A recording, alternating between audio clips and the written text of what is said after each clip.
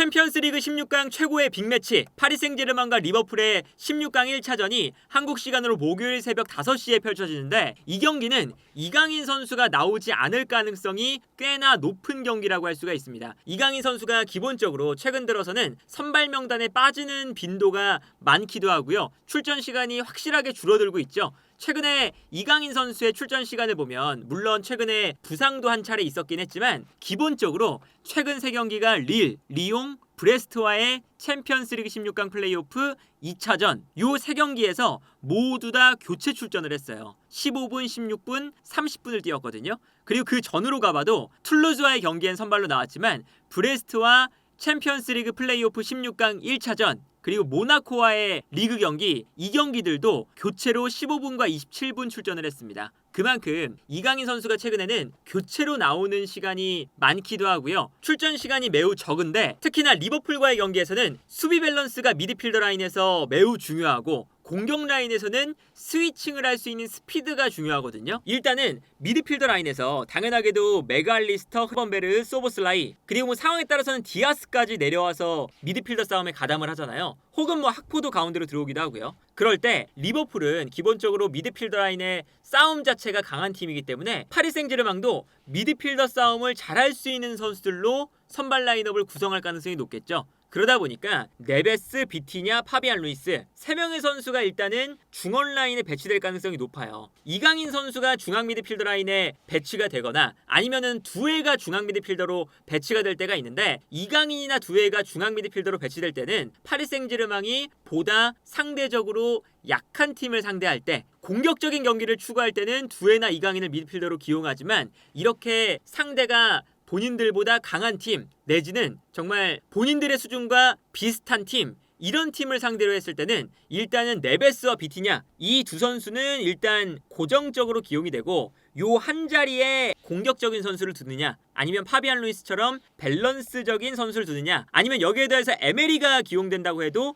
에메리도 수비적으로 도움을 주는 선수죠. 그러다 보니까 아마 최근에는 에메리보다 파비안 루이스가 밸런스적인 측면에서도 주전급에 있어서도 더 앞서 있는 상태이기 때문에 네베스, 비티냐, 파비안 루이스가 기용될 가능성이 높습니다. 그리고 공격 라인에서는 아무래도 파리 생제르맹이 9번 공격수가 없는 전술이잖아요. 덴벨레가 원톱으로 나오거나 아니면 흐비차가 원톱으로 나올 때 바르콜라가 왼쪽, 덴벨레가 오른쪽 이러한 전술을 쓰게 되는데 흐비차가 나오든 덴벨레가 나오든 요 제로톱 자리에 아무래도 9번 공격수가 없는 만큼 스위칭을 과감하게 가져가면서 앞쪽에 있는 3명의 선수가 정말 본인의 자리를 가리지 않고 왔다 갔다 하면서 상대 수비를 혼란시키게 만드는 거 이게 이제 엘리케 감독의 전술이거든요. 그러다 보니까 조금 더 스피드가 중요시 되는 경향이 있어요. 그러면 이강인 선수가 선발로 나오지 않고 아마도 흐비차, 덴벨레, 바르콜라 아니라면 이제 예를 들어서 덴벨레가 중앙, 흐비차가 왼쪽 바르콜라가 오른쪽에 배치가 됐는데 이게 사실은 바르콜라가 왼쪽에서 최근에 너무 잘하고 있어서 흐비차를 왼쪽에 두는 것보다 바르콜라를 왼쪽에 두는 게 낫거든요. 그러면 바르콜라가 왼쪽에 가고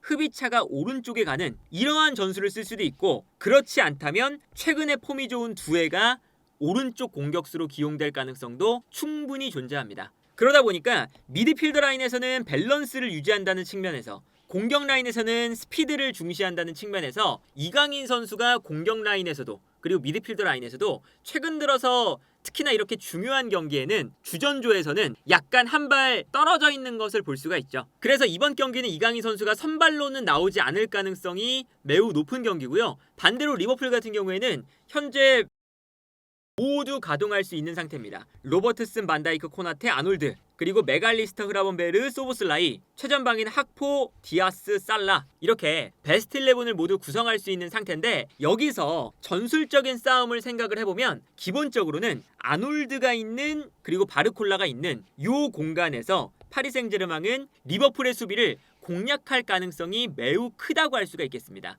물론 덴벨레가 요즘에 유럽 전체를 놓고 봐도 가장 좋은 폼을 보여주고 있는 공격수이긴 하지만 덴벨레 쪽에는 아무래도 코나테와 반다이크 그리고 덴벨레가 약간 오른쪽으로 빠져도 일단은 로버트슨을 만나고 로버트슨을 이기고 나오면 반다이크를 만나게 돼요. 그러면 사실은 오른쪽을 공략하는 것보다 왼쪽을 공략하는 게 가능성이 높겠죠. 그리고 여기에 더해서 바르콜라의 최근 폼이 흐비차를 왼쪽에서 밀어낼 만큼 일단 좋기도 하고요. 그리고 바르콜라가 굉장히 스피드가 빠른 반면에 아놀드는 기본적으로 스피드가 빠른 유형의 선수는 아니고 여기에 더해서 수비적인 능력이 좀 떨어진다고 평가를 받는, 아무래도 로버트슨, 반다이크, 코나테, 아놀드 이 포백에서 가장 약한 연결고리이자 상대방이 공략하는 곳이거든요. 그래서 특히나 아놀드 같은 경우에도 살라를 도와주기 위해서 아놀드가 살짝 가운데로 들어오고요. 코나테, 반다이크, 로버트슨이 약간 비대칭적으로 좀 3백 형태를 만들 때가 있어요. 그러면 이때 소보슬라이, 살라, 아놀드 요 이제 오른쪽 라인에서 공격이 삼각형을 만들어지면서 진행이 되는 거거든요. 그리고 디아스 같은 경우에는 약간 학포 쪽으로 빠지는 거죠. 이렇게 됐을 때 아놀드가 가운데로 들어와서 플레이를 많이 하게 되면 바르콜라가 일단은 아놀드를 어느 정도 견제하게 되지만 수비에서 공격으로 전환될 때 아놀드와 바르콜라가 요 공간을 향해 서로 뛰어가게 된다면 당연하게도 바르콜라가 더 스피드적으로 우세를 점할 가능성이 높습니다.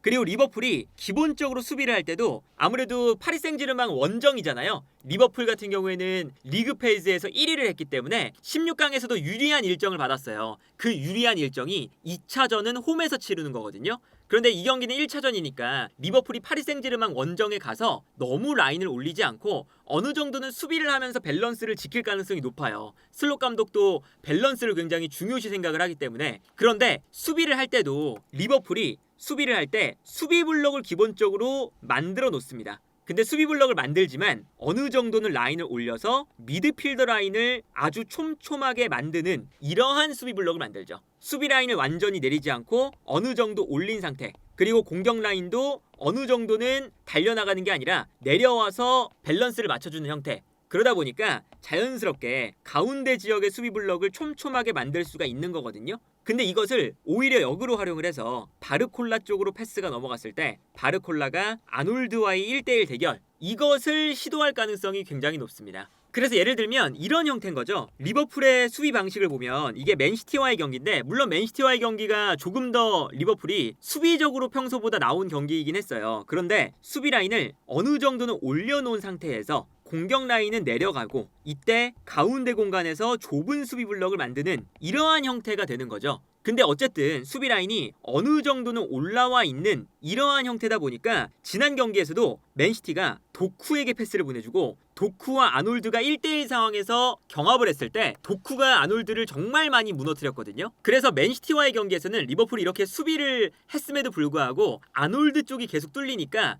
아놀드 쪽에서 맨시티가 돌파를 한 다음에 컷백 혹은 크로스를 할 때 박스 안에서 코나테나 반다이크가 엄청나게 클리어링을 많이 했어요. 그래서 지난 맨시티전의 기록을 보면 반다이크가 클리어링 횟수가 9번이고요. 코나테가 5번입니다. 정말 이 두 선수가 계속 박스 안으로 들어오는 걸 걷어냈다는 거죠. 그런데 어쨌든 반다이크와 코나테가 크로스가 올라오면 박스 안에서의 경합 능력이 워낙에 좋기 때문에 일단은 박스 안에서의 경합 능력이 파리 생제르맹은 고민이긴 하지만 그 전에 아놀드를 공략하는 이 방식은 어쨌든 가져가야 되거든요. 그리고 요즘에 바르콜라가 이런 역할을 굉장히 잘합니다. 상대 수비가 어느 정도 올라와 있을 때 바르콜라가 그냥 뛰고요. 바르콜라에게 패스를 찔러주는 거죠. 근데 바르콜라의 스피드가 정말 빨라서 사실 덴벨레보다 빨라 보일 때도 있어요. 그래서 이 다음 장면만 봐도 바르콜라가 뛰어가는데 수비수들이 아무도 바르콜라를 못 따라갑니다. 그래서 바르콜라가 측면을 완전히 스피드 하나로 무너뜨려 놓고 여기서 가운데로 패스, 결정적인 찬스를 만들어주는 장면이 이렇게 나오는 거죠. 맨시티와의 경기에서도 마찬가지였는데 맨시티가 이 경기에서도 파리 생제르맹과의 챔피언스리그 리그 페이지였죠. 이때도 어느 정도 라인을 올리고 있었어요, 맨시티가. 근데 이때 파리 생제르맹은 그냥 바르콜라한테 줍니다. 그럼 바르콜라가 여기서 볼을 갖고 치고 달려요. 근데 기본적으로 치고 달릴 때도 여기서 아주 좋았던 건 수비수가 달려드니까 가랑이 사이로 볼을 넣고 일단 달립니다. 근데 바르콜라가 한번 달리게 놔두면 이 넓은 공간을 허용하기 시작하면 바르콜라가 가속도가 붙었을 때 바르콜라를 따라갈 수 있는 스피드를 가진 선수가 몇 없다는 거죠. 그래서 정말 말 그대로 바르콜라가 스피드 하나로 이 공간을 모두 무너뜨리고 들어와서 맨시티의 선수들이 바르콜라의 스피드를 못 따라가니까 여기서 측면을 무너뜨린 다음에 크로스가 올라가고, 크로스가 올라올 때도 가운데에 덴벨레가 있으니까 덴벨레가 스피드가 빠르잖아요. 바르콜라의 보조를 맞추면서 빨리 침투를 해주거든요. 그래서 바르콜라의 돌파, 덴벨레에게 크로스, 덴벨레가 마무리를 짓는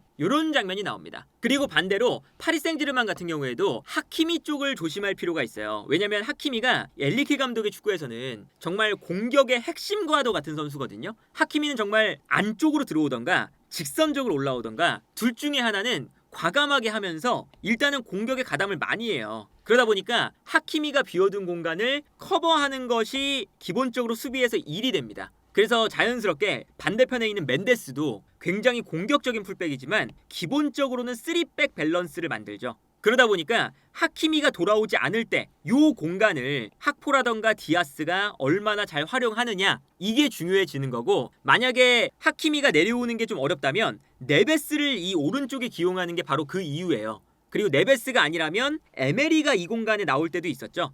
그러니까 두에나 이강인 선수가 요 공간에 나와버리면 하키미가 올라갔을 때 요 공간을 커버하는 역할을 주로 맡게 되는데, 요게 안 되니까 사실은 강팀을 만날 때는 두에나 이강인이 중앙 미드필더로 나오는 게 적합하지 않은 거죠. 그래서 네베스가 나오게 된다면 네베스가 순간적으로 하키미가 올라갔을 때 리버풀이 볼을 빼앗게 되면 이 공간으로 빨리 내려와서 공간을 커버해 주는 거, 이게 일단 중요해질 텐데, 리버풀 같은 경우에는 수비에 성공한 이후에 수비에서 공격으로 나가는 속도 자체가 굉장히 빠르죠. 그리고 공격으로의 전환이 굉장히 빠르게 이루어질 때 어떤 측면이 있냐면, 디아스가 왼쪽으로 빠지면서 학포, 그리고 오른쪽으로 소보슬라이가 빠지면서 살라, 이렇게 두 명씩 하프 스페이스는 디아스와 소보슬라이, 측면은 학포와 살라가 활용을 하면서 경기장을 굉장히 잘 분배했었습니다. 그러니까 역습을 할 때 이번 시즌에 가장 템포가 빠른 팀이 리버풀이라고 할 수 있을 정도예요. 끊어내자마자 바로 롱패스.